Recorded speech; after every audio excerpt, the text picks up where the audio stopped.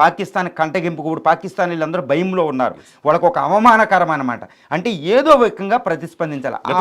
Surgical strikes అయినట్టుగా పాకిస్తాన్ ధృవీకరించలేదు, కానీ ఇప్పుడైతే ఆపరేషన్ సింధూర్ జరిగినట్టుగా ధృవీకరించక తప్పని పరిస్థితి ఏర్పడింది.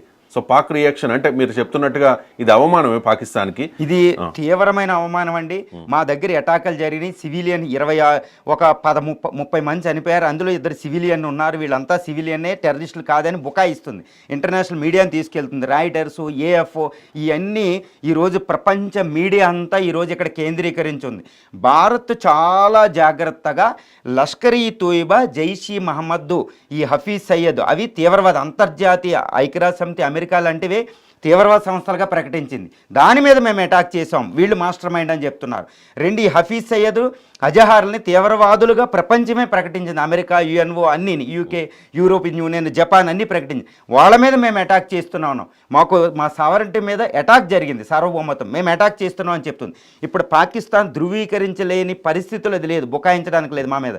ఇప్పుడు మన జట్లు వెళ్ళి, డ్రోన్లు వెళ్ళి, మిసైల్స్ వెళ్ళి, ఇప్పుడు ఈ విజువల్స్లో మనకు అన్నీ కనపడుతున్నాయి. ఇంకా పాకిస్తాన్ బుకాయించడానికి లేదు. ఇది ఎలా ప్రతిస్పందిస్తుంది అంటే దాని ఆర్మీ కాదు, పాకిస్తాన్ భారతదేశంలో ఇంకా వాళ్ళు స్లీపింగ్ సెల్లో ఉన్నారు, కమాండోలో 15 మంది వాళ్ళు నేషనల్ NIA కమాండోలో ప్రిపేర్ అయి ఉన్నారు. వాళ్ళ ద్వారా ఏదో ఒక అటాక్ జరిగే అవకాశం. ఇవాళ దేశవ్యాప్తంగా ఒకవేళ పాకిస్తాన్ దాడి చేస్తే ఏం చేయాలి అనే దాని మీద అలర్ట్ చేయడానికి మాక్ డ్రిల్ ఆల్రెడీ నిన్ననే డెసిషన్ తీసుకున్నారు. ఇవాళ మాక్ డ్రిల్ జరగబోతోంది. ఒకవేళ పాకిస్తాన్ రియాక్ట్ అయితే మనం ఏ రకంగా సిద్ధంగా ఉండాలి? పాకిస్తానీ ఎయిర్ ఫోర్స్ భారతదేశంలోకి ఎంటర్ అవ్వడానికి లేదు. వాళ్ళకు కూడా స్టెల్త్ ఫైటర్స్ ఉన్నాయి, JF-17 అవి. ఒకవేళ భారత ఎయిర్ స్పేస్లోకి ఎంటర్ అయ్యే అవకాశాలు ఉన్నాయి. ఎంటర్ అయ్యే అవకాశాలు ఉన్న మన air defence system, Akash system, Prithvi system, air defence system అండి చాలా పటిష్టంగా ఉంది. మాక్ డ్రిల్ అనేది మాక్ డ్రిల్ ప్రజలకి ఈ మాక్ డ్రిల్ చేసిన మాక్ డ్రిల్ అవకాశం లేదు. అది రెస్పాండ్ అవుతే కేవలం శ్రీనగర్ దాకా రావచ్చు. భారతదేశంలో ఈ శ్రీనగర్, అమృత్సర్, లేహ్ ఎయిర్పోర్ట్లన్నీ క్లోజ్ చేసింది.